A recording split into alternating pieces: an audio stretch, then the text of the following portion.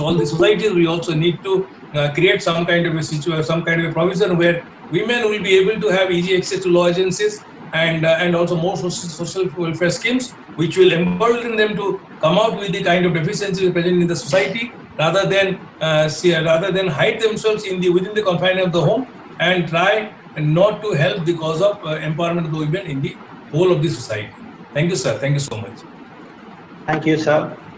Now, one clarification or point I would like to emphasize is, we should not start confining ourselves or comparing ourselves with the Nordic countries. I think so. Small countries have got a better performance ratio, and comparing us with Finland, Denmark, Sweden, and all others may not hold. We have our own unique problems, and I hope you will understand that. It is not in any way a criticism of the general paper. It has been very well appreciated. But I think so we should not compare when we are discussing. He has got his own set of problems. Now in social sector indicators, Sri Lanka happens to do better. Then Bangladesh happens to do better also. But then our focus is how big our country is. Right. So if you take that aspect, I think so we have done admirably well. At least as far, I'm not a gentle proponent as such. Okay, I might have landed into that stream, but then I personally feel that we should not compare ourselves. We have our language issues, we have our cultural issues also to bear upon us. And one more thing is, there's a word of caution between equality and equity. I think so you may have to, one of the participants have started putting in the chat box, how do you define equality and equity? Now, it's an issue that has wide ramifications. Now, 50-50 may not work ideally in a situation like ours. Anyway, thank you for your excellent presentation, and it is very well appreciated. You may get some comments more than what I have put on the chat box. Now, Rita has already told that she would like to know how you define equality and equity in the political context. Thank you, sir. Now, I would like to welcome Mr. Theophile from the DRC, Democratic Republic of Congo. And I hope Dr. Jayanta is there? Yeah, he's there. He's there. He is there, fine. Now, he will talk upon gender equality in the DRC villages. Now, let us hear from, you are not wearing your traditional Liputu dress, Theophile. Hello?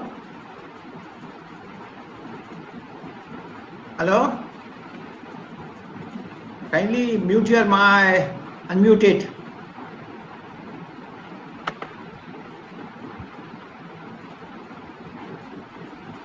We are not able to hear you.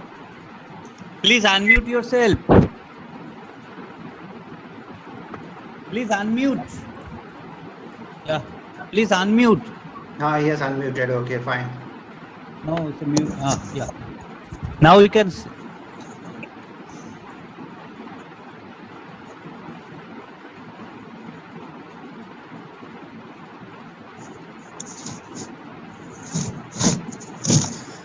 Okay, good morning everybody, good afternoon, or depending on where you are. I'm Mugisho from Democratic Republic of Congo. I'm founder and executive director of COFAPRI. COFAPRI means Congolese Females Action for Promoting Rights and Development. I'm going to present about how this organization is promoting equality via women empowerment in the villages of the DR Congo. In fact, gender equality is a big issue in DR Congo, DRC. Women are lagging behind in every aspect of life because they are neglected. Traditions and bad governments are leaving these women behind. That said, let's have an overview of that organization that is helping those women. As everybody knows through history, armed conflict broke in DRC in 1996, and these conflicts caused the women to be raped on an unimaginable scale, which made DRC to be called worst place to be a woman, hell on earth, or the world capital of rape of women. And based on that, it was found that 48 women were raped an hour, and that was from a report issued by the UN in 2013. The armed conflict came to worsen the situation of women that was already bad due to discrimination caused by the norms and traditions. Women have been discriminated and misrepresented at all levels of society. In 2009, I decided to create COFAPRI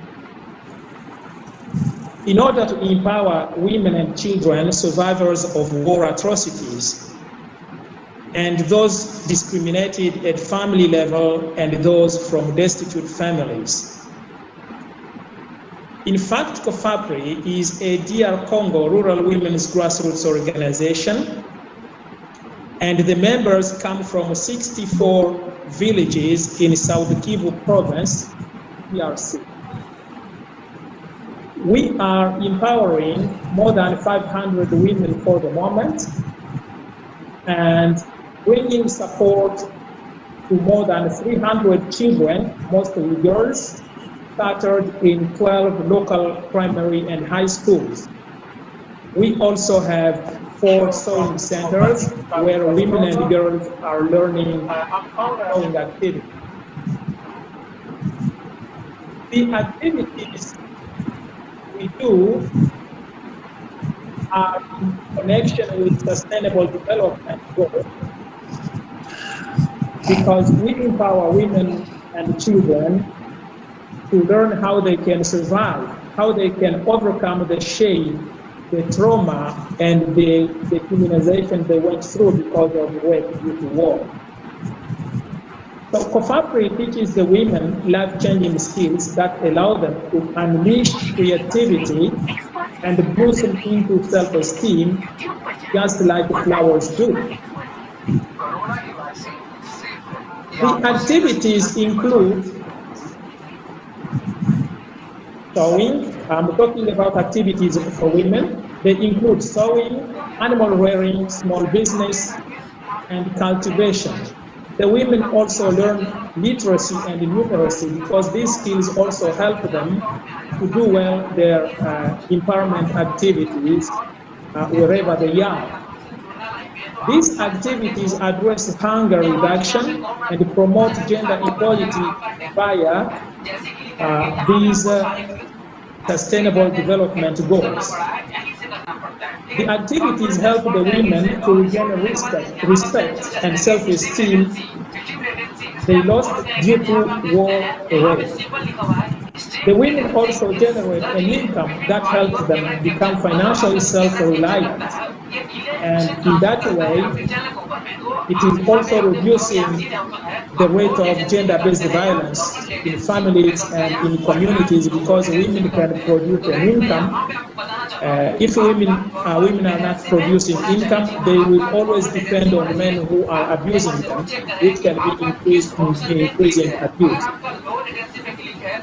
So regarding the children are helped to enroll in local schools, and from there we bring them school equipment and fees every school year. Remember that of the 300 children we are supporting, more than half of them are girls.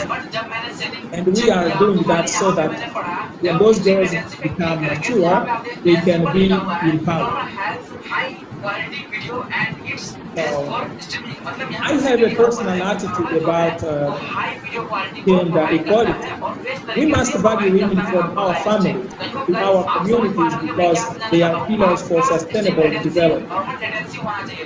Women are our mothers, our wives, our sisters, our daughters who have rights like men. They deserve respect and trust to uplift our communities. Gender equality does not make women remove men from their manly positions or compete with men. It rather makes women understand that men alone are incomplete, that men and women can achieve more if they work hand in hand through mutual respect and support. The next point I'm going to talk about, and probably this is the last, these are the suggestions we have. In order to promote gender equality and address hunger, of course, FAPRI recommends that men and women commit to collaboration and mutual support and assiduous work through respect. That women understand the role of gender,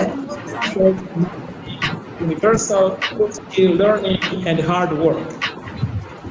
That local and international organizations should collaborate and focus more on women empowerment in various aspects, starting from educating women formally and informally. And finally, we suggest that international organizations and the government should join forces to encourage girls and women through education. That is what I had to present about that issue. I thank you very much.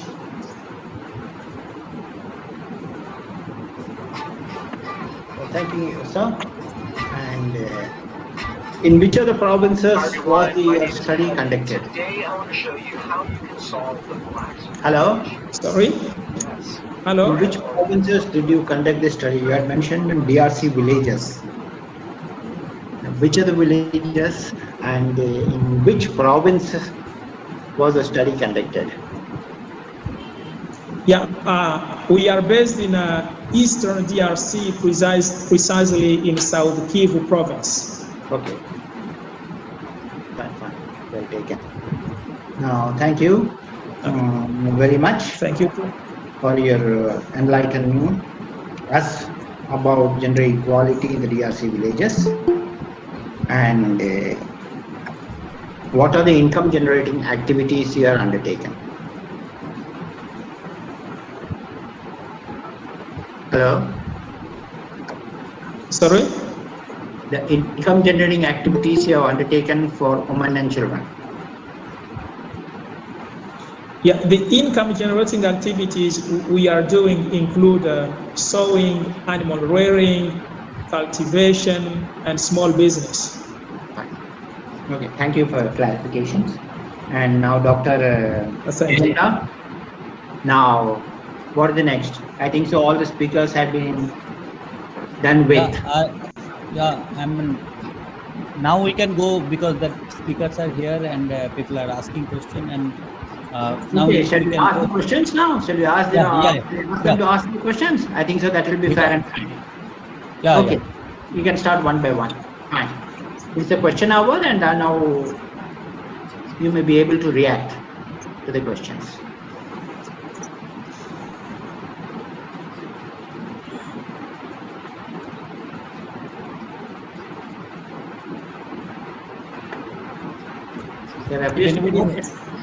Anybody having any question related to particular speaker, please go ahead.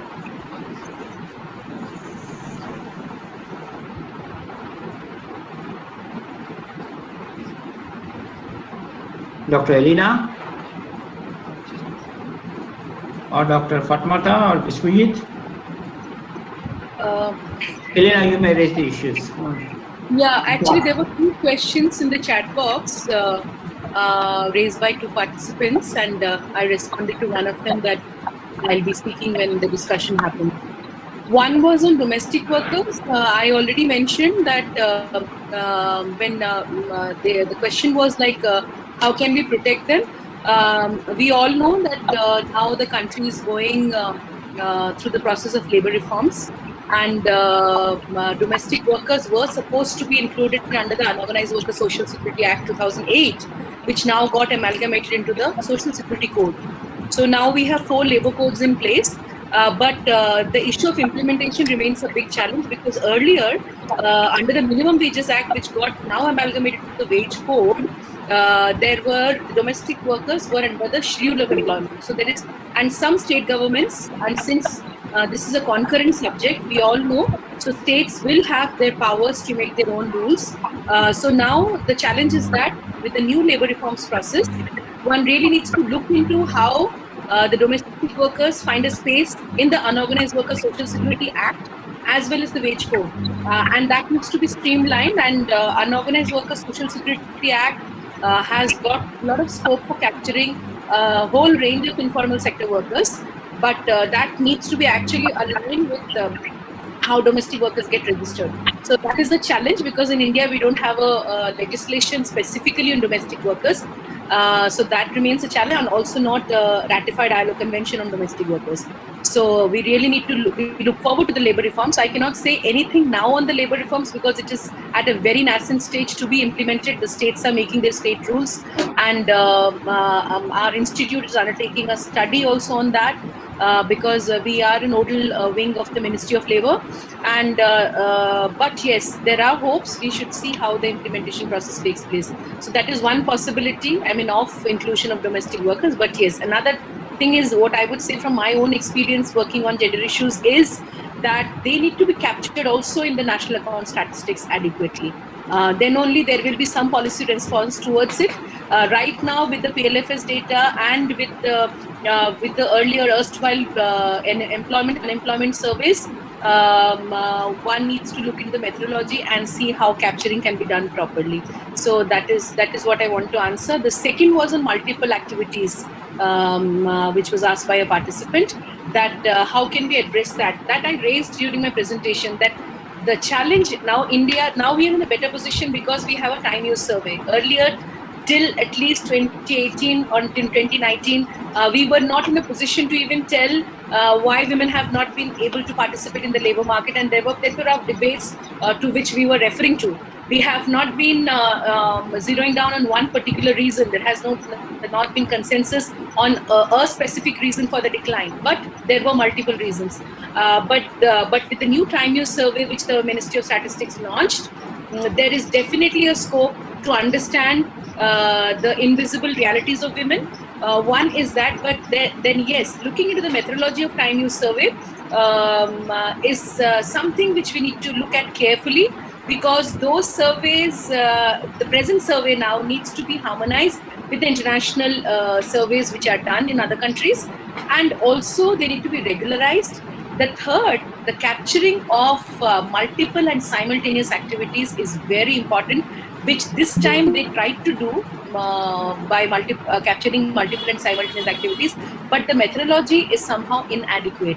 So one really, like a woman multitask in different contexts. Like she can be cooking at the same time, cleaning at the same time, and also doing some employment generating activity, self-employment at home. So that actually creates a lot of constraints on her part to participate in full-time paid employment, also going for any skilling program or higher education program. So these constraints which are invisible, that really needs to be properly reflected in national accounts like the time use surveys. And for that, many countries who have documented simultaneous and multiple activities, there need to be inter-country dialogues and have a harmonized methodology so that they're comparable also.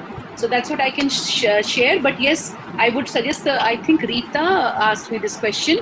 I would suggest that she can look into the new report of time use survey and see how it can be, what are the insights coming on from multiple and simultaneous activities. But yes, multiple and simultaneous activities have a prominent role to play in the paid activity part. So there is a connection, definitely. So that really needs to be uncovered and established so that we find true answers for the decline in female labor force participation. I think these are the two questions which I got. If there are any other, I would be happy to answer.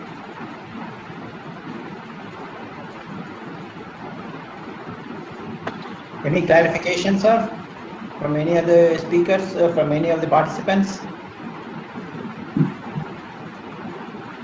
Yes. Oh, sure. Please ask. Okay, no. Ask. I don't want to ask. I thought she's done. I want to give some like.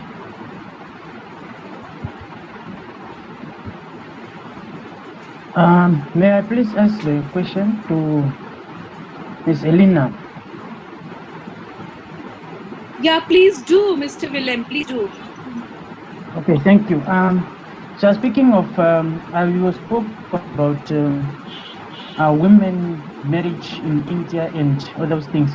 So speaking of sustainable development, I believe there are some amendments that has to be done even in the constitution. So I just ask, how far are you on ending child marriage, and maybe on your policies and on your laws that you are working on to end this child marriage? Mr. Willem, I did not speak about child marriage at all during my presentation. I was mostly confining on adult workforce. But since you asked this question, I'll be happy to answer.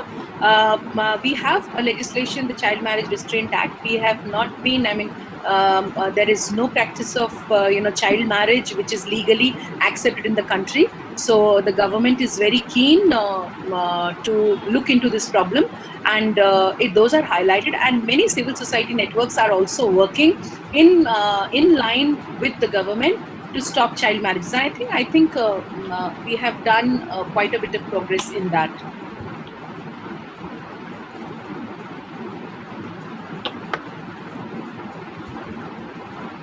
Did I answer your question properly, or anything else you would like to know? No, you answered correctly. I was just asking on the duration Yeah, of how far you went. we have a very strong legislation, and it is under the legal scanner. So. Okay, thank you. I can ask a question? Oh, Yes, sure. sure. Yes, ma'am. I can speak in Hindi. Ma'am, क्या इस data को हम change कर सकते हैं social improvement के through? हम Obviously, data present कर रहे हैं, तो इस डाटा प्रेजेंटेशन में अगर हम साइड बाय साइड चेंज चाहें थोड़ा सा, तो हम क्या सोशल इम्प्रूवमेंट कर सकते हैं? जो फीमेल्स के लिए हम डाटा दे रहे हैं, हम उस पर भी काम कर सकते हैं कुछ? सोशल इम्प्रूवमेंट मतलब थोड़ा अच्छे से बताइए, क्या मीन कर रहे हैं? डोमेस्टिक वायलेंस के बारे में बात हो रही है रेगुलर, तो हम वहाँ इम्प्रूव कर सकते हैं कुछ? हम लेबर एक्ट के बारे में बात in English because Babita ji, I'll speak in English because the other participants would not be able to understand. Okay. So she asked me a question on whether social improvement can help the data sources. See, I focus mostly on the employment data, Babita ji. I focus mostly on the employment data. I did not talk about the violence data or anything. But what you mean, I think, is that whether if we change, make certain improvements in the social side, then data on gender gaps, general, like Professor Mahapatra presented on the political leadership, and there are other parameters. There are parameters related to education, to employment, to political leadership, to health. All of these indicators are there, which are very central to a woman's life. So when you talk about data on all of these aspects, yes, definitely development indicators. If you have a lot of work done, then there will be an improvement in the data. If you're asking that, but if you're talking, if I talk about employment data, even as per my presentation, even the employment data which we have, I feel personally working on this in the issue of on the issue of time use for so many years now, it is inadequate because it does not reflect on true reality of women's lives. So it is definitely a distorted perception, and one really needs to capture all aspects of life. But when you talk about social improvements, definitely, I mean, you need to have improvements in terms of their social world, their lived realities, their experiences, and that should be reflected in the new data sources which might be improved. I don't know whether you meant that, या क्या वो आप ये mean कर रही थी, या क्या मुझे पूरा क्लियर नहीं हुआ, but I tried to answer thinking that you mean it this way. But if there is any difference in what I spoke, then you can ask me again if I have not convinced you.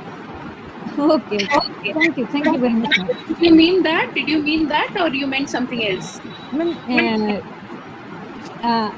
मेरा मतलब था कि अगर हम social improvement करते हैं तो जो हमारा डाटा है वर्किंग परसेंटेज उसको भी हम इम्प्रूव कर सकते हैं। Yes, definitely. If you change her background situation, if you change her context, a woman's context, if you promote more accessibility to livelihood, promote more access to decision making, then definitely things will improve for her. She will have a way out to participate in the labor market. Okay, thank you very So much. it's mostly about agency, women's agency, how that can be built, and that is multiple factors, an interplay of multiple factors. Okay, thank you very much. Yeah. Thank you. Hello, Alina ma'am. I have a question. May I ask you, please? Yes. Please ask, Sunita ji. Okay, ma'am. Just now, before this question, while you were explaining about the multitasking of a woman, and we all know that a woman is a multitasker, and we have come across one more fact that women are better bosses because they can handle stress much better than men. Sorry, no offense to anyone, all the males present here.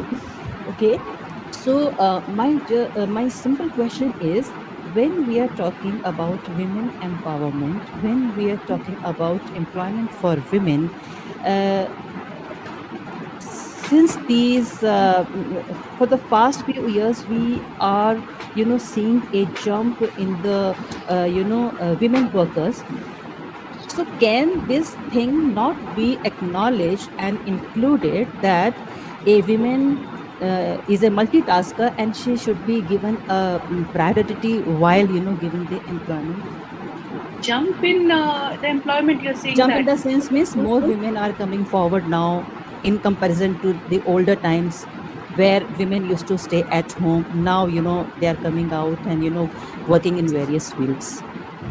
See, that is you're talking about two things. I mean, there is a decline in rural female labor force. If you talk about urban, it has remained more or less constant. So we cannot say that overall average there is a jump. Actually, in fact, broadly there is a decline. So that is one thing to tell you. And the other thing which you say that women are multitaskers and they can do better, I have a slightly different opinion on it altogether. I would not say that men cannot do that or women are much better because they're multitaskers. So my question is that, which is a very prominent feminist question I'm asking to you also, that how have we ever asked women they want to be multitaskers or not, or it's just a situational thing which is culturally embedded, impinged upon them, and they have to do it. And I remember Elson saying in one of her works, to quote her, that caring does not mean loving doing it. Women do care work, Yes. does not mean that they would love doing it and they would, be engaged in doing multitasking forever, or they love this idea of multitasking. It's because they are into societies, they are into cultural contexts, which makes multitasking look so natural and so normal, and which are normalized by institutionalized practices. We never question that. That's the thing. That's the thing, because we never question them actually. So this should be actually acknowledged, whether it is embedded culturally, Yes. or that's what I meant to say. It is embedded culturally, definitely, yes. I mean, I firmly believe in that, having worked in this issue for so many years and done fieldwork also. But there are women who do it out of choice also. Yes. We I agree. cannot generalize this, that all women would love doing caring work. Taking again this discussion back to what Elson said, that it does not mean all women like doing it. Mhm. Women might be constrained doing it, and some might have done it voluntarily. Right. And keeping in view the Indian context, particularly with the declining female labor force participation and high informality, rise in self-employment, vulnerable employment, lack of social protection for women in the informal sector, it is extremely important to uncover these aspects, to identify what are these constraints for women, because multitasking or multiple activities put a lot of time stress on women. Time stress leads to time poverty, and there have been ample amount of research on that. So that needs to be identified. on kinds of women. We have to look into these intersections, the class profiles, the ethnic background, so there will be major diversity. So I would not generalize saying that all women would be doing it as a matter of, because it is actually imposed on them culturally. So one needs to filter out who would be doing it, out of choice. And there are these informal sector women workers who are doing it not out of choice, but out of compulsion. So one really needs to have targeted policy intervention to redistribute, their times and to help them, come out of this multitasking and bring in men into the entire discourse. Men can also be a part of, caring work, and men can do it very effectively, not leaving men behind or telling that they can't do it. They can also do it. The only thing is that we need to look at the discourse in a different way. So that we have not done because of our well-set patriarchal ideologies. So that has to be challenged. Absolutely right. Thank you so much. Thank you. I hope I could answer your question. Absolutely. May I please ask a question from